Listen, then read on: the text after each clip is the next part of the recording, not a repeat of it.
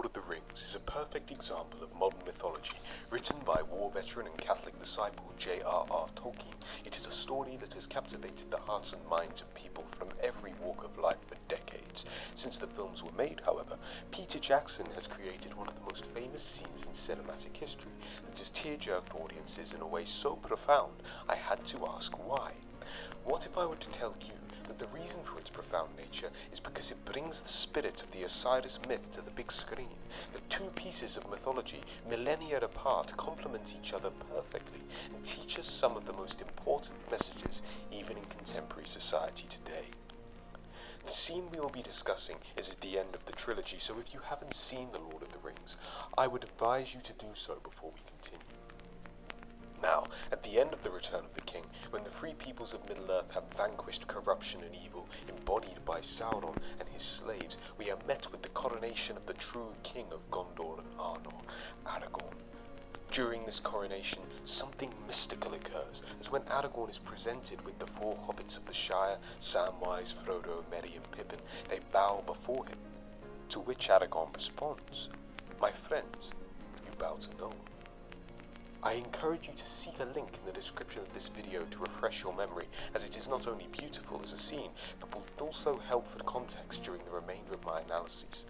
At this moment, every attendee of Aragorn's coronation bows before the hobbits, and as summed up beautifully by this comment, in that moment, 4 hobbits, little people of the Shire, stood taller than all the kings of men.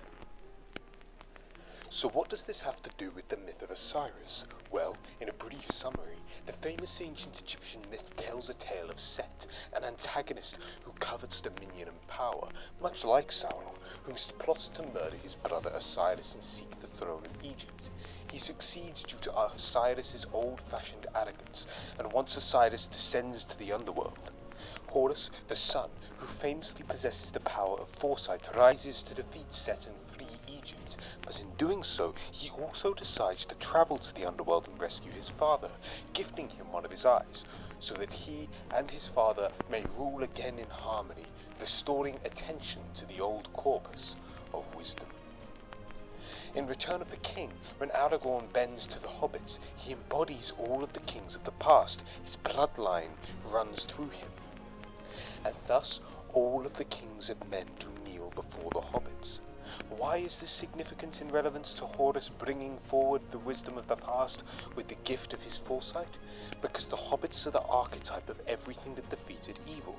For one, they are the least physically powerful beings in Middle-earth, yet Frodo and Sam overcame something that no other creature of Middle-earth could, meaning they personify bravery. They are also open-minded and covered things such as family, their home, with a high degree of empathy. Hobbits are in many ways, as Gandalf saw, the perfect candidates for tackling evil, as they have nearly uncorruptible souls, and don't covet power or vast wealth.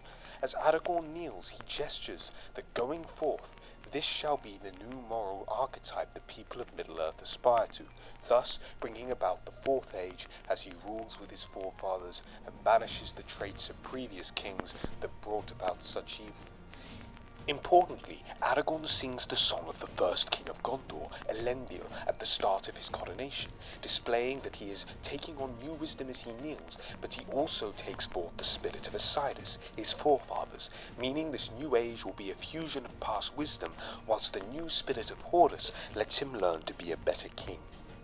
This idea is so crucial, as it teaches us that we must learn from the mistakes of the past whilst retaining the wisdom of our ancestors and refining it to create an altogether better world. It reminds us to keep to traditions, but to be open to change, and for an idea discovered by the ancient Egyptians, it really is astoundingly sophisticated. The fact that this scene brings so many to tears is no coincidence, as it is a deeply ingrained truism. What you feel is the revelation of how right it is that we adopt the visionary changes of the future whilst retaining the traditional beauty of our past. Thank you for joining me once again for an episode of Ancient Wisdom and Mythology. See you next time. Stay curious.